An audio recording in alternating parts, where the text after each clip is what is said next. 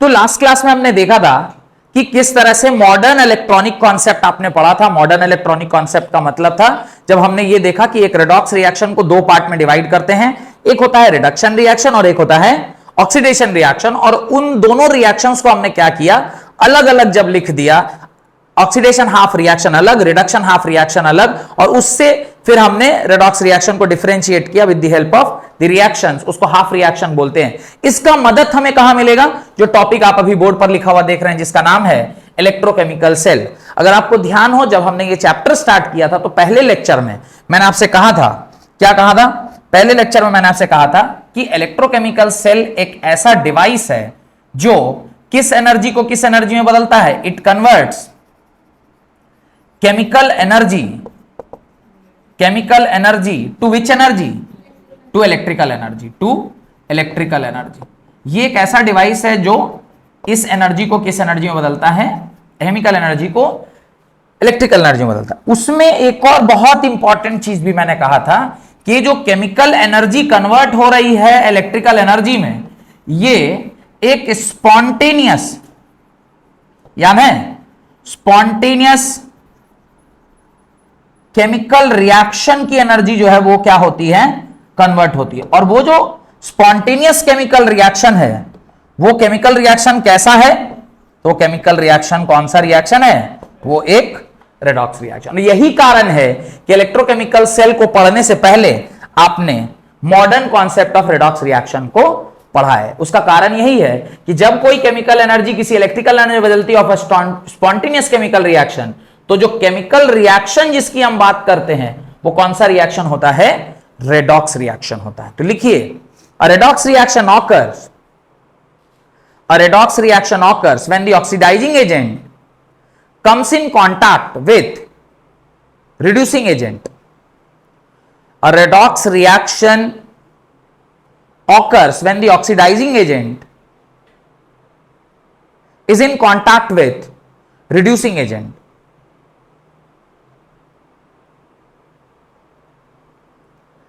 अब यहां पर एक थोड़ा सा कॉन्सेप्ट इन्वॉल्व है, उसको हम लोग समझते हैं कि क्या कॉन्सेप्ट यहां पर अभी इन्वॉल्व है। What is the concept involved? ये जो रेडॉक्स रिएक्शन है, अभी तक हम लोग रेडॉक्स रिएक्शन कितने टाइप का होता है ये नहीं पढ़े थे, तो अभी मैं पहली बार आपको ये पढ़ा रहा हूं कि रेडॉक्स रिएक्शन कितने प्रकार का होता है। थोड़ा ध्यान से देखिएगा, फिर हम लोग समझते हैं इस बात को। रेडॉक्स रिएक्शन दो प्रकार का होता है, एक होता है डायरेक्ट रेडॉक्स रिएक्शन और एक होता है इनडायरेक्ट रेडॉक्स रिएक्शन। एक होता है डायरेक्ट रेडॉक्स रिएक्शन और एक होता है इनडायरेक्ट रेडॉक्स रिएक्शन। अब मेरे मन में डाउट आना चाहिए, सर ये डायरेक्ट रेडॉक्स रिएक्शन क्या है और इनडायरेक्ट रेडॉक्स रिएक्शन क्या है। ध्यान से सुनिएगा, ऐसा कोई भी रेडॉक्स रिएक्शन जिसमें ऑक्सीडाइजिंग एजेंट और रिड्यूसिंग एजेंट एक ही कंटेनर में हो, क्या बोल रहा हूं मैं, ऑक्सीडाइजिंग एजेंट और रिड्यूसिंग एजेंट अगर एक ही कंटेनर में होता है तो वैसे रिएक्शन को क्या बोलते हैं, direct redox reaction. Whereas अगर ऑक्सीडाइजिंग एजेंट अलग रखा हुआ है और रिड्यूसिंग एजेंट अलग रखा हुआ है, दोनों का कंटेनर क्या है, अलग अलग है, तो उसको क्या बोलते हैं, इनडायरेक्ट रेडॉक्स रिएक्शन। और हमारा जो इलेक्ट्रोकेमिकल सेल है वो एक ऐसा डिवाइस है जो इनडायरेक्ट रेडॉक्स रिएक्शन के केमिकल एनर्जी को किसमें कन्वर्ट करता है, इलेक्ट्रिकल एनर्जी में। क्या बोला, समझ में आया। रेडॉक्स रिएक्शन एक ऐसा रिएक्शन है जिसमें रिडक्शन और ऑक्सीडेशन साइमल्टेनियसली होता है। पहली बात, a reaction in which both oxidation and reduction takes place simultaneously is known as redox reaction. Redox reaction are of two types. One is direct redox reaction and the other is indirect redox reaction. तो direct redox reaction उसको बोलते हैं जहां पर एक ही container के अंदर both oxidizing and reducing agent रखा हो। जो रिड्यूसिंग एजेंट है वो सामने वाले को रिड्यूस करेगा, जो ऑक्सीडाइजिंग एजेंट है वो सामने वाले को ऑक्सीडाइज करेगा, यानी रिडक्शन और ऑक्सीडेशन एक ही कंटेनर में हो रहा हो, तो उसको हम लोग क्या कहते हैं, डायरेक्ट रेडॉक्स रिएक्शन। पर हम लोग जो पढ़ने वाले इलेक्ट्रोकेमिकल सेल के बारे में हम पढ़ने वाले हैं, वहां पर डायरेक्ट रेडॉक्स रिएक्शन नहीं होता है, वहां पे इनडायरेक्ट रेडॉक्स रिएक्शन होता है। और इनडायरेक्ट रेडॉक्स रिएक्शन का मतलब है कि एक कंटेनर में ऑक्सीडाइजिंग एजेंट रखा हुआ है, एक कंटेनर में रिड्यूसिंग एजेंट रखा हुआ है। जब दोनों कंटेनर अलग अलग लेकर हम रिएक्शन करवाते हैं तो उसको हम लोग क्या कहते हैं, इनडायरेक्ट रेडॉक्स रिएक्शन। तो लिखिए, redox reaction occurs, ये ऑलरेडी लिख चुके हैं, मैं वापस से पढ़ रहा हूं. The redox reaction occur when oxidizing agent is in contact with reducing agent. अब जो ये डायरेक्ट इन कांटेक्ट में रखा हुआ है, तो ये कौन से रिडॉक्स रिएक्शन की बात कर रहा है? कह रहा है ना oxidising agent is in contact with reducing agent. तो ये किस रिडक्शन? ये डायरेक्ट रिडक्शन. लिखिए आगे. The electrons are transferred, the electrons are transferred directly from reducing agent to oxidizing agent, directly from reducing agent to oxidizing agent is known as direct redox reaction. तो आप बोलिएगा sir इसमें redox reaction का definition क्यों नहीं लिखवा है? आपके मन में डाउट आएगा सर redox reaction क्यों नहीं लिखवा है? ऑलरेडी हम पहले टॉपिक जो पढ़ाए थे उसमें हमने redox reaction लिख रखा है, इसलिए सीधे हमने क्या लिखवा दिया? डायरेक्ट रेडॉक्स रिएक्शन का डेफिनेशन लिखवाया. और डायरेक्ट रेडॉक्स रिएक्शन कहता है कि ऑक्सीडाइजिंग एजेंट और रिड्यूसिंग एजेंट डायरेक्टली एक दूसरे के कांटेक्ट में है, जिसकी वजह से ऑक्सीडेशन और रिडक्शन में जो ट्रांसफर ऑफ इलेक्ट्रॉन है वो ऑक्सीडाइजिंग एजेंट से रिड्यूसिंग एजेंट और रिड्यूसिंग एजेंट से ऑक्सीडाइजिंग एजेंट में डायरेक्टली अगर हो जाएगा तो उसको हम लोग क्या कहते हैं? Direct redox reaction. Then is called as direct redox reaction. Whereas दूसरा लिखिए पैराग्राफ चेंज करके. The redox reaction in which oxidizing agent and reducing agent, the redox reaction in which the oxidizing agent and reducing agent are physically separated,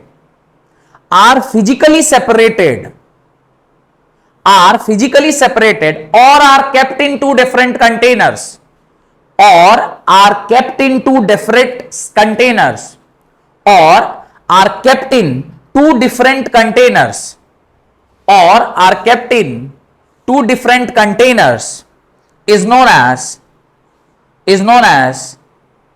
indirect redox reaction, is known as indirect redox reaction, in which is known as indirect redox reaction in which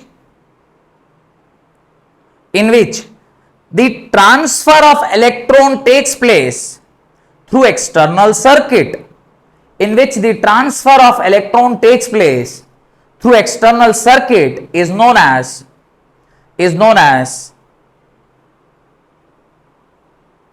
indirect redox reaction, is known as indirect redox reaction. उसको हम indirect redox reaction कहते हैं. और जो अभी electrochemical cell की आप बात कर रहे थे, इलेक्ट्रोकेमिकल सेल की आप बात कर रहे थे, तो वो इलेक्ट्रोकेमिकल सेल क्या है?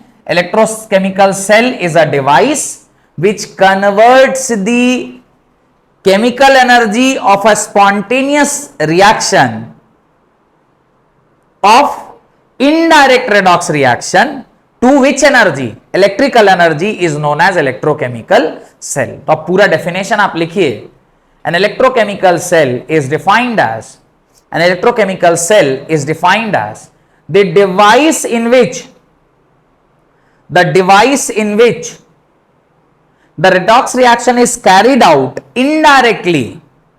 The device in which the redox reaction is carried out indirectly, and the decrease in free energy bracket में लिखिए chemical energy, and the decrease in free energy bracket में लिखिए chemical energy, and the decrease in free energy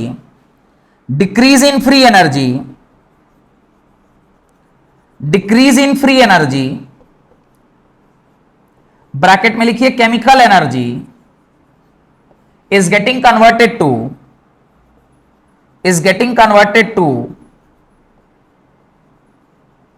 electrical energy.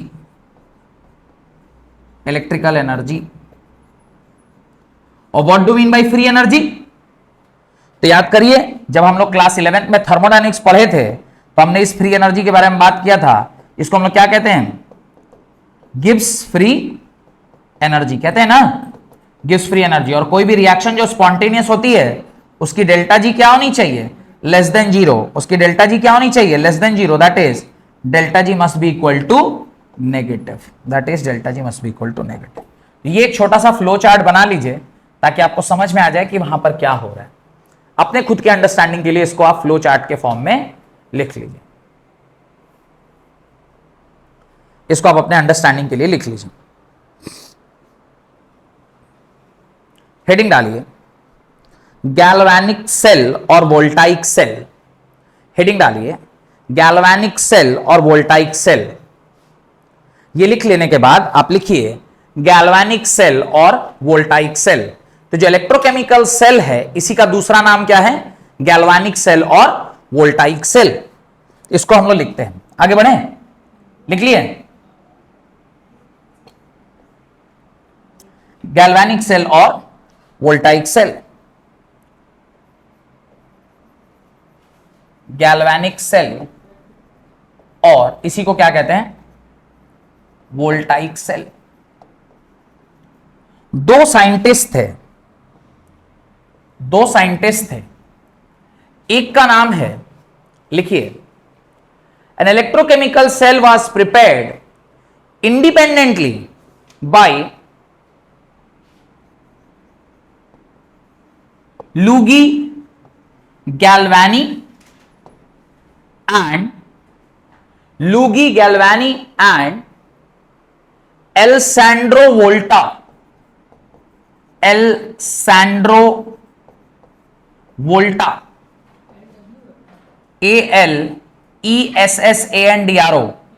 LUIGI Luigi Galvano. ये दो scientist 1780, साल कौन सा है? 1780, 1780, इंडिपेंडेंटली, अलग अलग, इंडिपेंडेंटली अलग अलग इस सेल को अलग अलग लैब्स में बनाए। और यही कारण है कि इनके गैल्वानी से गैल्वानिक नाम आया और वोल्टा से वोल्टाइक नाम आया। वोल्टा से क्या नाम आया? वोल्टाइक नाम आया। इससे वोल्टाइक नाम आया और ये गैल्वानिक सेल या वोल्टाइक सेल के नाम से भी जाना जाता है। तो इस 1780 में दोनों अलग अलग इस सेल को क्या किए? इजाद किए। Independently they have made Luigi Galvani and Alessandro Volta. इन्होंने इंडिपेंडेंटली ये सेल को डिजाइन किया, इसीलिए इस सेल का नाम, जो इलेक्ट्रोकेमिकल सेल है, उसका नाम गैल्वानिक सेल या वोल्टाइक सेल के नाम से आप इसको जानते हैं। ठीक है, 1780, ये साल कौन सा है? 1780। 1780 में इन्होंने सेल बना लिया था और आपको जान के आश्चर्य होगा 1830 में पहली बार माइकल फैराडे ने इलेक्ट्रिसिटी इजाद किया। तो एग्जैक्टली कितने साल बाद? 50 साल बाद। सेल बनने के 50 इयर्स बाद हमने पहली बार इलेक्ट्रिसिटी वर्ड इजाद किया। और इन्होंने इलेक्ट्रिसिटी वर्ड और मैटर से इलेक्ट्रिसिटी का रिलेशनशिप, जो हमने आपने सुना होगा ना कि जो ग्लास रॉड को आप फर में घसते हैं तो वो चार्ज हो जाता है। ये पहली बार ये बात हम लोग को पता चली कब? 1880 में। लेकिन इन्होंने सेल कब बना दिया? 1780 में। यानी केमिकल एनर्जी को इलेक्ट्रिकल एनर्जी में पैदा बहुत पहले किया जा चुका था। अब उस इलेक्ट्रिकल एनर्जी के बारे में पढ़ाई हमने 50 साल बाद स्टार्ट की। खैर, तो आप देख पा रहे होंगे पूरा का केमिस्ट्री और पूरा फिजिक्स ये जो है वो ज्यादा पुराना नहीं है, 300-400 साल पुराना ही कहानी है सब कुछ। उससे पहले जो पैदा हुआ होगा उसको ऐसा पढ़ना नहीं पड़ता होगा। तो आपको कई बार एहसास होता होगा काश हम लोग उससे पहले पैदा हुए भी होंगे। अब आपकी आत्मा कहां थी ये कौन जानता है। तो आप लोग पहले पैदा हुए भी होंगे पर तब आपने नहीं पढ़ा होगा, हो सकता है ऐसा। खैर, तो अब इस सेल को हमें क्या करना होगा? बनाना होगा। तो मैं सेल को बनाता हूं, आप लोग भी जैसे जैसे मैं बना रहा हूं वैसे वैसे बनाइए, सुंदर से बनाइएगा, क्योंकि इसी सेल से ही सारा कहानी हम लोग पढ़ने वाले हैं। सारा खेला इस सेल का ही है। तो बहुत अच्छे से जैसे मैं डिजाइन करके बना रहा हूं ऐसे आप भी डिजाइन करके सेल को सुंदर से बनाइए। ये सारा पढ़ाई इसी सेल पे हम लोग करने वाले हैं। डन। दोनों ही सेल के अंदर अलग अलग कलर यूज करके हमको बनाना चाहिए। दोनों ही सेल के अंदर ये कुछ इलेक्ट्रोलाइट है। यहां पे क्या है? इलेक्ट्रोलाइट है। यहां भी इलेक्ट्रोलाइट है और इस साइड भी इलेक्ट्रोलाइट है। चूंकि इलेक्ट्रोलाइट अलग अलग है तो कलर भी क्या लेना चाहिए, अलग अलग लेना चाहिए। दोनों साइड का इलेक्ट्रोलाइट का कलर अलग अलग। अब इलेक्ट्रोलाइट क्यों ले रहे हैं, क्योंकि ऑलरेडी हमने पढ़ा हुआ है कि ये जो इलेक्ट्रोलाइटिक सेल, ये जो सेल है वो, ये जो सेल है वो एक इलेक्ट्रोलाइटिक कंडक्टर के मदद से ही क्या करता है, कंडक्टिविटी दिखाता है। ये इलेक्ट्रोलाइटिक सेल के मदद से ही क्या दिखाता है, कंडक्टिविटी दिखाता है। इस तरह से दो कंटेनर अलग अलग लिया। अच्छा, अगर दो कंटेनर अलग अलग ले रहे हैं इसका क्या तात्पर्य है, ये डायरेक्ट रेडॉक्स रिएक्शन होगा कि इनडायरेक्ट रेडॉक्स रिएक्शन होगा, इनडायरेक्ट, क्योंकि ऑक्सीडाइजिंग एजेंट और रिड्यूसिंग एजेंट को क्या लिया गया है, अलग अलग लिया गया है। तो उसमें ये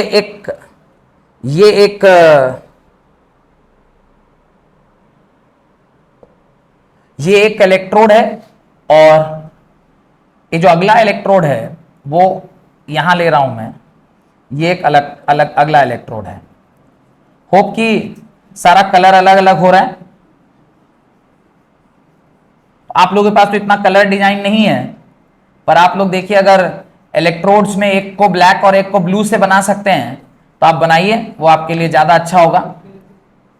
एक को ब्लैक से बनाइए, एक को ब्लू से बनाइए, तो देखने में थोड़ा आपका भी कॉपी सुंदर लगेगा। इस तरह से हमने दो इलेक्ट्रोड बनाया। अब ये जो दोनों इलेक्ट्रोड हैं इसको एक्सटर्नली हमने किससे कनेक्ट किया, इसको एक्सटर्नली हमने कनेक्ट किया है वायर से। इस वायर में तीन चार चीजें लगी हैं। एक तो लगा है बल्ब के बाद लगा है एक पोटेंशियोमीटर के बाद लगा है की, और की वापस से ऐसे आके और यहां पर जुट गया है। तो ये आपका एक्सटर्नल वायर है, this is your external wire. और एक इंटरनल वायरिंग भी हम लोग करते हैं ताकि सर्किट हमारा क्या हो सके, कंप्लीट हो सके।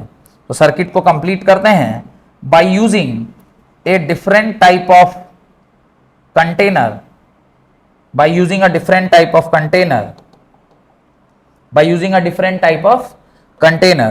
और ये कंटेनर जो हमने यूज किया है इसको हम लोग क्या कहते हैं, दिस इज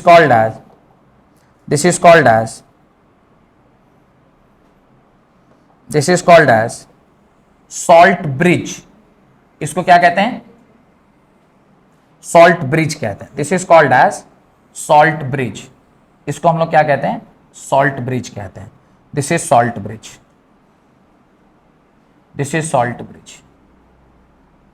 ये सॉल्ट ब्रिज है। और अगर सॉल्ट ब्रिज है तो उसके अंदर सॉल्ट होना चाहिए। एक अच्छा स्ट्रॉन्ग इलेक्ट्रोलाइट को हम लोग यहां पर लेते हैं, जैसे KCl ले लिया, KNO3 ले लिया, वो इसके अंदर हम लोग लेते हैं। उसका क्या कारण है वो हम लोग एक एक करके समझेंगे कि क्यों इसके अंदर हम लोग क्या लेते हैं और इसको क्या कहते हैं। This is called as salt bridge. और इसके अंदर हमने लिया हुआ है KCl सॉल्यूशन इन अगर क्या चीज में लिए हुए हैं, अगर में लिए हुए हैं। KCl सॉल्यूशन इन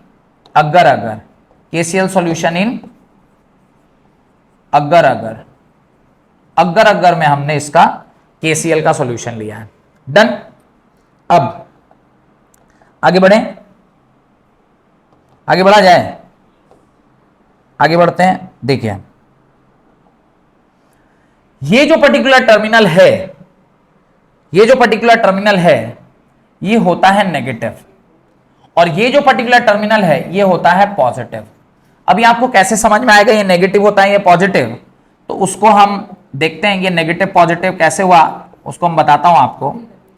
इसके लिए इलेक्ट्रोकेमिकल सीरीज के लिए आपको कुछ याद करना चाहिए। क्या याद करना चाहिए मैं बताता हूं, वो भी आपको लिख देते हैं कि कैसे आपको इलेक्ट्रोकेमिकल सीरीज याद रहेगी, सॉरी इलेक्ट्रोकेमिकल सेल याद रहेगा। क्या याद रखना है, यहां पे हमें याद रखना है LOAN। L का मतलब होता है लेफ्ट, O का मतलब होता है ऑक्सीडेशन, A का मतलब होता है एनोड, और N का मतलब होता है नेगेटिव। एन का मतलब क्या होता है? नेगेटिव। तो इस प्रकार से जो आपका ये सेल है इसको आप कैसे याद रखेंगे? LOAN, left oxidation anode negative, और इसका भाई इस साइड क्या होगा? RRCP। RRCP का मतलब होता है, एक तो ये राइट साइड पर है, इसका क्या होगा? रिडक्शन होगा। इसको बोलते क्या है? कैथोड बोलते हैं। और ये होता कैसा है? ये होता है पॉजिटिव। तो ये बात अगर आपको ध्यान रह गई, क्या बात याद रह गई? कि लेफ्ट साइड पर ऑक्सीडेशन होता है, इसको बोलते हैं एनोड, और ये क्या है? नेगेटिव है। और ये राइट साइड है, इस पर होता रिडक्शन है, कैथोड बोलते हैं, और इसको क्या कहते हैं? पॉजिटिव कहते हैं। तो ये अगर आपको समझ में आ गया तो आपका आधा से ज्यादा काम खत्म हो गया। डन? बना लीजिए आराम से, टेक योर टाइम। मैं स्क्रीन छोड़ दे रहा हूं ताकि आप आराम से बना सकें। तो ये डायग्राम आपने बना लिया। This is the diagram of an electrochemical cell, जिसको गैल्वानी या फिर वोल्टाइक सेल भी हम लोग कहते हैं, गैल्वानिक सेल या वोल्टाइक सेल। अब एक चीज थोड़ा ध्यान से देखिए, इसका एक स्पेशल केस है जहां पर इस सेल का नाम डैनियल सेल है। क्या नाम है इस सेल का? Daniell cell. क्या कहते हैं इस सेल को? डैनियल सेल कहते हैं। कब इस सेल का नाम डैनियल सेल कहा गया है वो ध्यान से समझिएगा। जब इसको आपने क्या लिया? जब इसको आपने लिया जिंक, और इसको आपने क्या ले लिया? कॉपर। तो जिंक को जब उसी के सॉल्ट सॉल्यूशन में, दैट इज ZnSO4 में आपने डाला, जिंक को आपने किस में डाला? उसी के सॉल्ट सॉल्यूशन में, दैट इज ZnSO4 में डाला, एक्वस सॉल्यूशन ऑफ ZnSO4। और कॉपर को आपने कहां डाला? CuSO4, aqueous. जब कॉपर को कॉपर सल्फेट में डाला और जिंक को जिंक सल्फेट में डाला, ये इलेक्ट्रोलाइट है। ये दोनों क्या है? इलेक्ट्रोलाइट है। Copper is dipped in copper sulphate solution and zinc is dipped in zinc sulphate solution. तो जो सेल का निर्माण हुआ, स्पेशल सेल का निर्माण हुआ, उसको हम लोग क्या कहते हैं? डैनियल सेल बोलते हैं। डैनियल ने वोल्टाइक सेल में एक तरफ जिंक ले लिया और एक तरफ क्या ले लिया? कॉपर ले लिया, और उससे जो सेल का निर्माण हुआ उसको हम लोग क्या कहते हैं? वोल्टाइक सेल या फिर डैनियल सेल कहते हैं। अब इसमें देखिए ध्यान से, इसका जो मोलारिटी है वो कितना है? 1m मोलारिटी था, दोनों का 1m मोलारिटी था। ये डायरेक्ट है इनडायरेक्ट है? ये डायरेक्ट रेडॉक्स रिएक्शन है इनडायरेक्ट? ध्यान से देखिए, आपने दो कंटेनर लिया है, एक कंटेनर इधर है, एक कंटेनर इधर है। एक में क्या हो रहा है? एक में क्या हो रहा है? ऑक्सीडेशन हो रहा है, और एक में यहां पर क्या हो रहा है? रिडक्शन हो रहा है। ऐसा कोई भी सेल जिसमें ऑक्सीडेशन अलग कंटेनर में हो रहा हो, रिडक्शन अलग कंटेनर में हो रहा हो, उसको कहते हैं इनडायरेक्ट रेडॉक्स रिएक्शन। तो जो इलेक्ट्रोकेमिकल सेल है वो एक इनडायरेक्ट रेडॉक्स रिएक्शन है। यहां तक कोई डाउट है तो पूछिए। ये अगर नहीं, ये जो इलेक्ट्रोलाइट है, और इलेक्ट्रोलाइट में आयंस की वजह से कंडक्टिविटी होती है, ये हमने पहले पढ़ा था इलेक्ट्रोलाइटिक कंडक्टिविटी में। तो यहां पर आयन कौन होगा? Cu2 प्लस और SO4 2 माइनस, और यहां पे आयन कौन होगा? Zn2 प्लस और SO4 2 माइनस। ठीक है, ये एक सॉल्ट ब्रिज है। सॉल्ट ब्रिज का काम क्या होता है? Job of a salt bridge is, ये सॉल्ट ब्रिज का काम है, दो मुख्य काम है इसके। वैसे तो इसका पूरा हम लोग लिखेंगे अलग से कि इसका काम क्या होता है। एक इसका बहुत इंपॉर्टेंट काम है कि इसने सर्किट कंप्लीट किया है। क्या कंप्लीट किया है? सर्किट कंप्लीट किया। दिखाई दे रहा है? एक तो ये सर्किट कंप्लीट किया, क्योंकि देखिए अगर करंट बहेगा तो ये बाहर से ऐसा बह रहा है, ये इस तरफ बल्ब है, यहां वोल्ट मीटर है, यहां पे डिफ्लेक्शन आएगा स्विच जब ऑन कीजिएगा तो यहां पर सब कुछ ठीक है। पर अगर ये कंटेनर और ये कंटेनर को आप नहीं जोड़ेंगे आपस में तो सर्किट कंप्लीट होगी? सर्किट कंप्लीट नहीं होगी। तो सर्किट कंप्लीट करने का काम कर रहा है। और दूसरा जो सबसे इंपॉर्टेंट काम है सॉल्ट ब्रिज का, that is to maintain the electrical neutrality. क्या काम है इसका? To maintain the electrical neutrality. तो बहुत डिटेल में पढ़ेंगे जब हम लोग सॉल्ट ब्रिज पढ़ेंगे। अभी आप लिखिए हेडिंग, ये फोटो बना लिए। उसमें डैनियल सेल कब बुलाएंगे? जब ये क्या है? कॉपर है और ये क्या है? जिंक है। और कोई भी मेटल होगा तो कुछ और नाम होगा, पर डैनियल सेल ने क्या किया? इधर क्या ले लिया? कॉपर लिया, और इधर क्या लिया? जिंक, और इधर क्या ले लिया? Copper. Zinc was taken as anode and copper is taken as cathode. तब उस सेल का स्पेशल नाम क्या बन गया? डैनियल सेल बन गया। यहां तक कोई डाउट है तो पूछिए। नहीं? आगे बढ़े।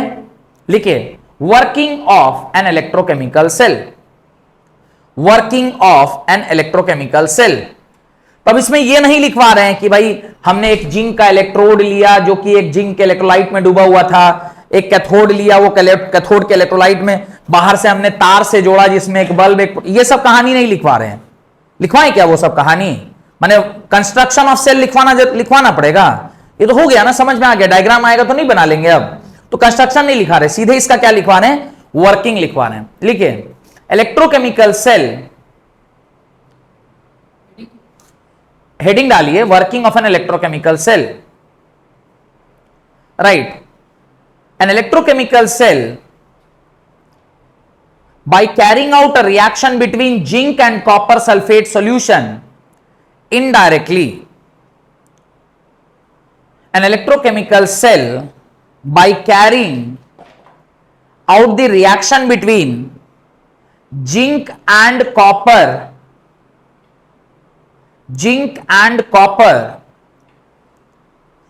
sulfate solution indirectly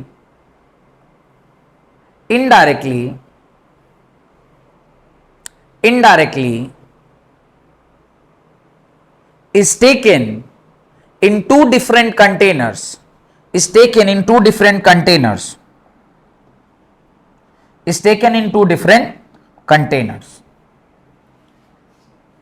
then the left container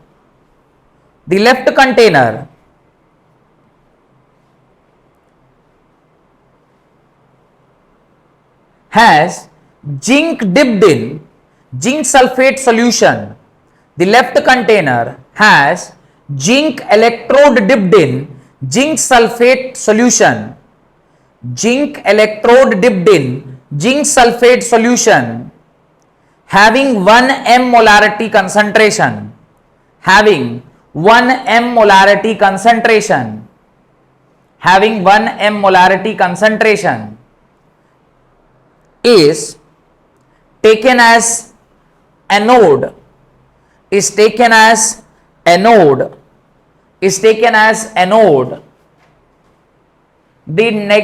terminal is negative in nature, and oxidation takes place at this terminal,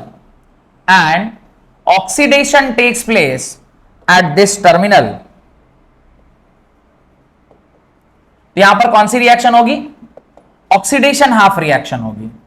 और ऑक्सीडेशन हाफ रिएक्शन में क्या होगा? तो ऑक्सीडेशन हाफ रिएक्शन में क्या होगा?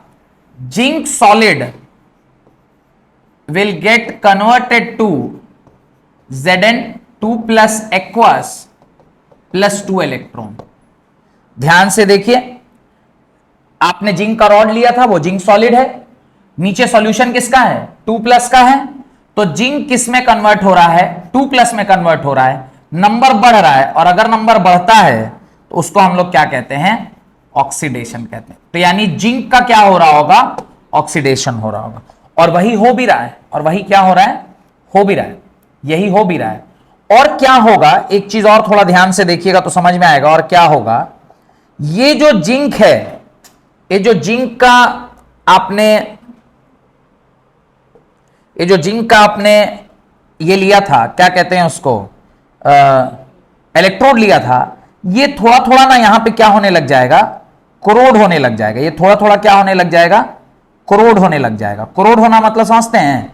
ये थोड़ा थोड़ा यहां से खत्म होने लग जाएगा, ये यहां से थोड़ा थोड़ा खत्म होने लग जाएगा, ये यहां से कोरोड होगा। क्यों कोरोड होगा? क्योंकि यही वो जिंक है, जो जिंक सॉलिड है, वो किस में कन्वर्ट हो रहा है? ये जिंक सॉलिड किस में कन्वर्ट हो रहा है? ये जिंक सॉलिड Zn2 प्लस में कन्वर्ट हो रहा है। ये जिंक सॉलिड किस में कन्वर्ट हो रहा है? Zn2 प्लस में कन्वर्ट हो रहा है। Zinc solid is getting converted into Zn2 plus. और जब हम राइट साइड की बात करेंगे तो राइट साइड में क्या होगा? राइट साइड में copper 2 plus will get converted into copper. अभी मैं लिखवाऊंगा उस बारे में। कॉपर 2 प्लस किस में कन्वर्ट होगा? कॉपर में कन्वर्ट होगा। और अगर कॉपर में कन्वर्ट होगा तो Cu2 plus aqueous is getting converted into copper solid, और कॉपर सॉलिड में होगा तो क्या होगा? इसके ऊपर कॉपर सॉलिड आके क्या हो जाएगा? डिपॉजिट हो जाएगा। इसके ऊपर कॉपर सॉलिड आके क्या हो जाएगा? डिपॉजिट हो जाएगा। आप देखिएगा कि इसके चारों तरफ कॉपर सॉलिड आके क्या हो रहा है, डिपॉजिट हो रहा है। तो यहां पर जो आपका कैथोड है वो धीरे धीरे भारी होता जाएगा और जो आपका एनोड था वो धीरे धीरे क्या होता जाएगा, हल्का होता जाएगा। तो यहां पर कॉपर आके क्या हो जाएंगे, डिपॉजिट हो जाएंगे, क्योंकि copper 2+ is getting converted into copper solid, whereas zinc plus zinc solid is getting converted into zinc 2+। तो आपने अभी क्या लिखा, लेफ्ट साइड का सारा कहानी लिख लिया। लेफ्ट साइड का कहानी लिखने के बाद आप लेफ्ट साइड का ये रिएक्शन उधर लिख लीजिए, उसके नीचे एक लाइन लिखिए, फिर ऑक्सीडेशन हाफ के बारे में समझते हैं। ऑक्सीडेशन हाफ में क्या होगा, लिखिए जल्दी लिखिए, लिख लिए, right. At anode the zinc solid is getting converted into zinc 2+, zinc solid is getting converted into zinc 2+ in aqueous solution form, zinc 2+ in aqueous solution form. It means zinc 2+ aqueous solution form, which means zinc rod will corrode, zinc rod will corrode and zinc rod will corrode and zinc will dissolve in the solution. Zinc rod will corrode and zinc will dissolve in the solution. Therefore, the concentration of Zn+ ion, therefore the concentration of Zn2+ ion in solution state increases. In solution state increases. Concentration of Zn2+ ion in solution stage increases. क्या होगा, तो जो अभी मैंने आपको समझाया, क्या समझाया कि ये जो अपना Zn है ये अगर कोरोड हो जाएगा तो कोरोड होगा तो होगा क्या, Zn यहां से टूट के क्या होगा, गिरने लगेगा, और टूट के गिरेगा तो किसमें कन्वर्ट हो जाएगा, Zn2+ में कन्वर्ट हो जाएगा। Zn will convert into Zn2+, ये Zn2+ में कन्वर्ट होगा। और Zn अगर Zn2+ में कन्वर्ट हुआ, Zn अगर Zn2+ में कन्वर्ट हुआ तो जो कंसंट्रेशन है Zn का वो क्या कर जाएगा, इंक्रीज कर जाएगा। तो Zn का कंसंट्रेशन यहां पे क्या कर जाएगा, इंक्रीज कर जाएगा। Zn2+ का कंसंट्रेशन यहां पे क्या कर जाएगा, इंक्रीज कर जाएगा। डन, लेफ्ट साइड का सारा कहानी समझ में आ गया। नाउ पैराग्राफ चेंज करके राइट साइड पर आइए। तो स्टार्टिंग कहां से किए थे, लेफ्ट साइड का क्या लिखवाए थे, बोलिए तो।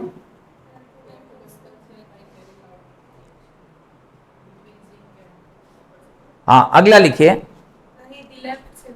लेफ्ट साइड कहां से लिखवाए थे, हाँ तो लिखिए, the right side contains copper solid या copper rod, the right side contains copper electrode, copper rod electrode या copper rod as electrode, the right side contain copper rod electrode dipped in copper sulfate aqueous solution, copper sulfate aqueous solution, copper sulfate aqueous solution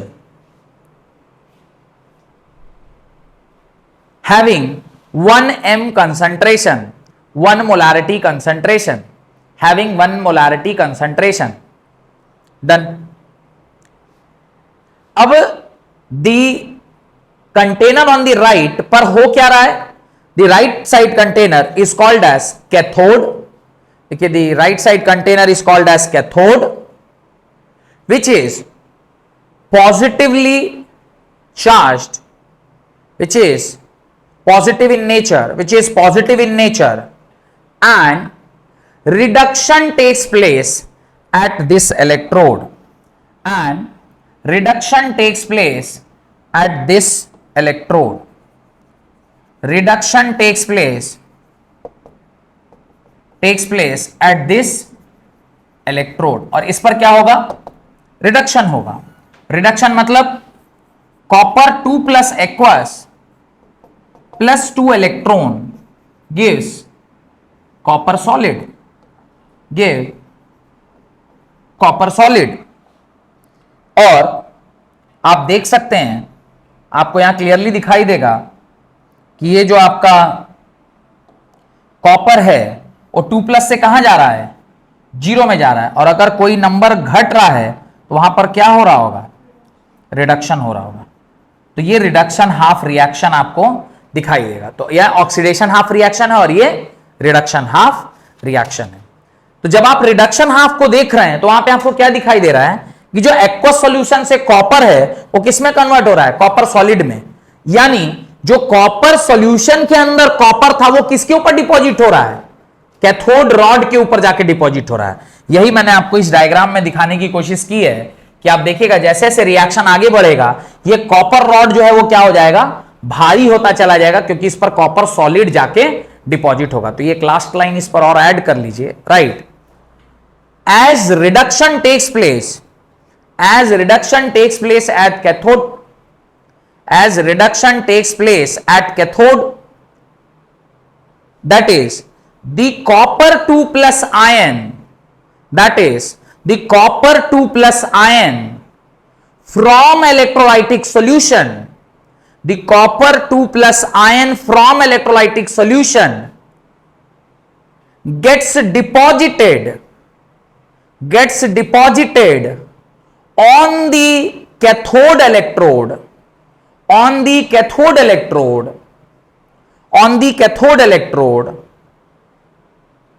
making it bulkier in nature, and इसका एक और मतलब क्या है, ध्यान से देखिए। ये कॉपर 2 प्लस अगर इसके ऊपर जाकर डिपॉजिट हो रहा है सॉलिड बन के, तो आप कह सकते हैं कि कॉपर 2 प्लस का कंसंट्रेशन यहां कम हो जाएगा। कॉपर 2 प्लस का कंसंट्रेशन कम होगा ना, क्योंकि यही कॉपर ना इसके ऊपर जाकर डिपॉजिट हो रहा है। तो इस सॉल्यूशन में कॉपर 2 प्लस का कंसंट्रेशन क्या हो जाएगा, घट जाएगा। तो लिखिए, due to this the concentration of copper 2 plus ion will decrease, due to which the concentration of 2 plus ion, copper 2 plus ion will decrease. और क्या हो जाएगा, concentration of copper 2 plus ion क्या कर जाएगा, डिक्रीज कर जाएगा। यहां तक का लॉजिक क्लियर है, कोई डाउट? अब ध्यान से देखिए, जब ये रिएक्शन, जब हमने इस सर्किट को क्या कर दिया, ऑन कर दिया, जब इस सर्किट को हमने क्या कर दिया, स्विच ऑन कर दिया, तो इस वोल्ट मीटर या पोटेंशियोमीटर में एक पोटेंशियल हमें देखने को मिला। That potential was how much, 1.1 volt. कितना पोटेंशियल देखने को मिला, 1 पॉइंट। तो पहले हेडिंग डालिए,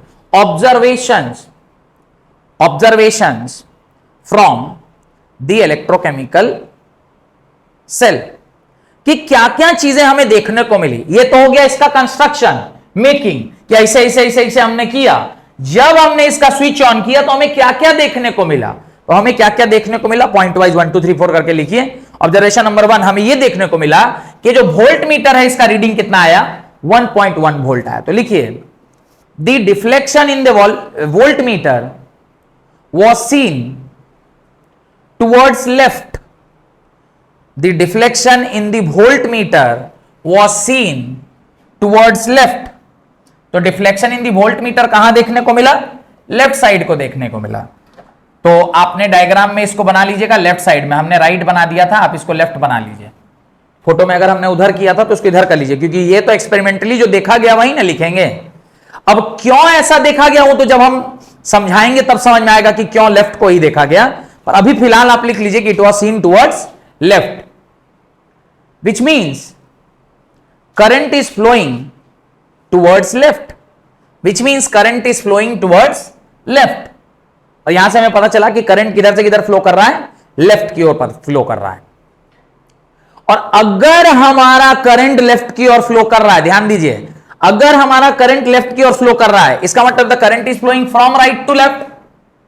अगर राइट टू लेफ्ट करंट जा रहा है, इसका मतलब this is at higher potential and this is at lower potential. इसीलिए हमने इसको पॉजिटिव लिया और इसको क्या ले लिया, नेगेटिव लिया। ना कि पहले पॉजिटिव नेगेटिव पता चल गया था। पॉजिटिव नेगेटिव तो हमने इस शॉर्टकट से बोल दिया ना, पर ये पता कब चला, जब हमने उसको स्विच ऑन किया। स्विच ऑन किया तो current was flowing from right to left, हमें पता चला कि ये हायर पोटेंशियल पे, ये पता चला लोअर पोटेंशियल पे। जो हायर पोटेंशियल पे इसको हमने पॉजिटिव लिया, जो लोअर पोटेंशियल पे उसको हमने क्या लिया, नेगेटिव लिया। तो point number 2, as the current was flowing from right to left, as the current was flowing from right to left, the cathode was considered as positive, the cathode was considered as positive, right to left the cathode was considered as positive and anode was considered as negative terminal. The anode was considered as negative terminal. Point number 3, the reading of the potentiometer या voltmeter was 1.1 volt. The reading of the potentiometer या voltmeter was 1.1 volt. तो जो reading I वो कितनी आई? 1.1 volt आई, 1.1 volt. ये सब experimentally हमने देखा। ये सब कैसे देखे? एक्सपेरिमेंटली देखे। The reading was 1.1 volt. Done. हम लोग इसको कैलकुलेट करेंगे कि आखिर ये 1.1 वोल्ट आया कहां से, ये हम लोग कैलकुलेट करके चेक करेंगे बाद में। अभी फिलहाल जो एक्सपेरिमेंट में हो रहा है बस वही हम लोग लिख रहे हैं।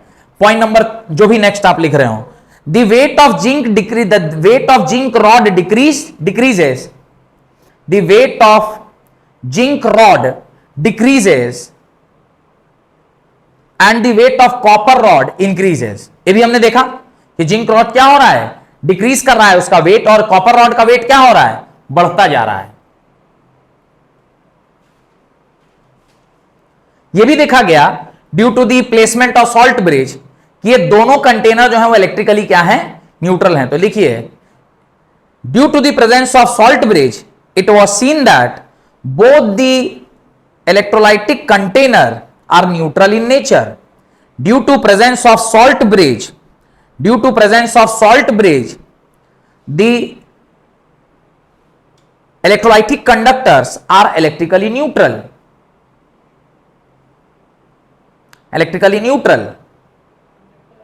Electrolytic conductor are electrically neutral. Next, अगर करंट यहां से यहां फ्लो किया है तो इलेक्ट्रॉन का मूवमेंट कहां से कहां रहा होगा? फ्रॉम, तो लिखिए, the movement of electron was from anode to cathode. The movement of electron was from cathode, from anode to cathode, from anode to cathode, from anode to cathode, from anode to cathode. और last बात कि zinc plus का concentration बढ़ गया था left side के container में, और कॉपर 2 प्लस का कंसंट्रेशन घट गया था राइट साइड के कंटेनर में, जो कि ऑलरेडी हम लोग ऊपर लिख चुके हैं, फिर भी उसको दोबारा लिख लीजिए। The concentration of zinc plus was increased in left container या in oxidation container. The concentration of zinc was increased in oxidation container and the concentration of copper was decreased in negative container. The concentration of copper 2 plus was decreased in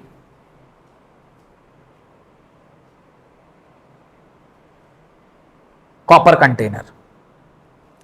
ये चीजें हमें लगभग इसमें देखने को मिली। Salt bridge का क्या काम होता है उसको हम लोग अलग से एक टॉपिक में पढ़ेंगे, पर फिलहाल आपको यह समझ में आ गया कि एक डैनियल सेल का कैसा होता है, उसके अंदर क्या क्या चीजें होती है, क्या क्या ऑब्जर्वेशन हुआ। मेन ऑब्जर्वेशन है एक तो कि इसका वोल्ट मीटर 1.1 है, करंट फ्लो किया तो आपका बल्ब जल गया, तो chemical reaction getting converted into electrical energy, तभी ना बल्ब जला। बल्ब तो तभी जलेगा जब केमिकल एनर्जी किसमें कन्वर्ट हो गई? इलेक्ट्रिकल एनर्जी में। Chemical energy of which reaction? Spontaneous chemical reaction. Of which type? Direct और इनडायरेक्ट? इनडायरेक्ट रेडॉक्स रिएक्शन की जो केमिकल एनर्जी थी वो किसमें कन्वर्ट हो गई? इलेक्ट्रिकल एनर्जी में convert, having a potential of 1.1 volt. Left side को याद करने का तरीका है LOAN, left side oxidation anode negative, और राइट साइड को याद करने का तरीका है RRCP, right reduction cathode positive. और बीच में एक हम लोग सॉल्ट ब्रिज लगाते हैं जो मुख्यतः दो काम करने के, दो चीज में काम आता है। एक पहला that is maintains the electrical neutrality, और दूसरा कंप्लीट्स द सर्किट। तो एक्सटर्नल सर्किट कैसे कंप्लीट किया गया है? वायर की मदद से। और इंटरनल सर्किट कैसे कंप्लीट किया गया है? With the help of salt bridge. और सॉल्ट ब्रिज में हम लोग लेते क्या है? KCl का सॉल्यूशन लेते हैं या KNO3, कोई भी स्ट्रॉन्ग इलेक्ट्रोलाइट सॉल्ट के फॉर्म में, और उसको अगर क्या है? सेमी सॉलिड पेस्ट है, जो पूरा लिक्विड भी नहीं है कि पूरा सॉलिड भी नहीं है, सेमी सॉलिड पेस्ट टाइप का है, और ये इसके अंदर KCl सॉल्यूशन को रखता है। अब यहां देखिए KCl सॉल्यूशन, यार हम इसको बताएंगे आपके सॉल्ट ब्रिज के फंक्शन में। तो यहां से आपका डैनियल सेल या वोल्टाइक सेल या गैल्वेनिक सेल का टॉपिक आपका समाप्त हो गया। अगली क्लास में हम लोग लिखेंगे सॉल्ट ब्रिज क्या होता है और फंक्शंस ऑफ सॉल्ट ब्रिज। तो यहां तक रखते हैं आज की क्लास में, हम लोग अगली क्लास में सॉल्ट ब्रिज के बारे में पढ़ेंगे।